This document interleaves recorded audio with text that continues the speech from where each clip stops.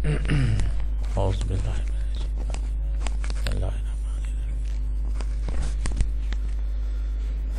کسی کو معاف کر دینے کا تعلق قصوروار سے یا اس کے قصور سے تو ہوتا نہیں ہے، معاف کر دینے کا تو سارا تعلق ہی آپ سے ہے۔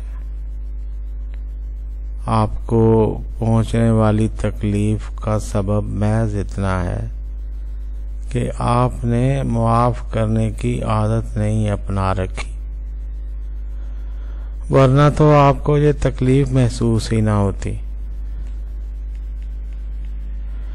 معاف کر دینے کا سب سے پہلا فائدہ تو آپ کو ہونا ہے،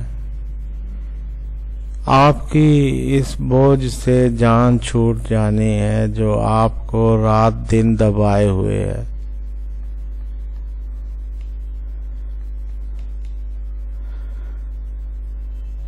بات یہ ہے کہ اگر آپ معاف نہیں کریں گے تو آپ کے اندر ایک گنجائش پیدا ہو جائے گی، غصے اور تکلیف سے اندر ہی اندر گھلنے کی۔ اور یہ بڑی عجیب بات ہے کہ جب انسان میں کوئی گنجائش پیدا ہو جاتی ہے اچھی یا بری عادت کی، تو پھر انسان خالی نہیں رہتا، انسان اس گنجائش سے بھرنے پر مجبور ہو جاتا۔ تو کیا یہ بہتر نہیں ہے کہ آپ اپنے اندر خوبصورتی، خوشی، سکون، اطمینان، معافی کی گنجائش پیدا کریں، محبت کی گنجائش پیدا کریں، پاکیزگی اور نیکی کی گنجائش پیدا کریں کہ یہ چیزیں آپ میں داخل ہوں اور آپ کبھی بھی ان سے خالی نہ رہیں۔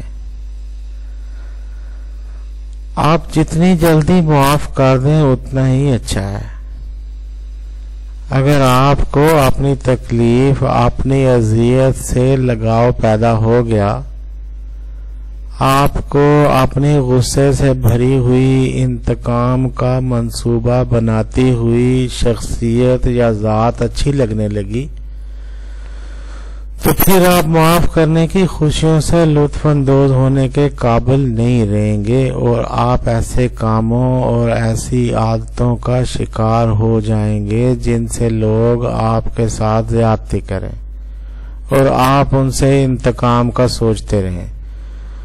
بنیادی طور پر آپ معاف نہ کرنے سے ملنے والے تکبر اور غرور کے عادی ہو جائیں گے۔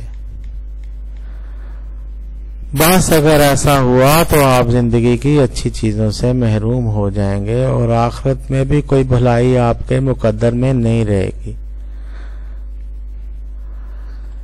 اللہ تعالی ہمارے دل و دماغ کو عفو درگزر اور معاف کرنے والی سرشت سے سرفراز فرمائے، آمین ثم آمین یا ارحم الراحمین۔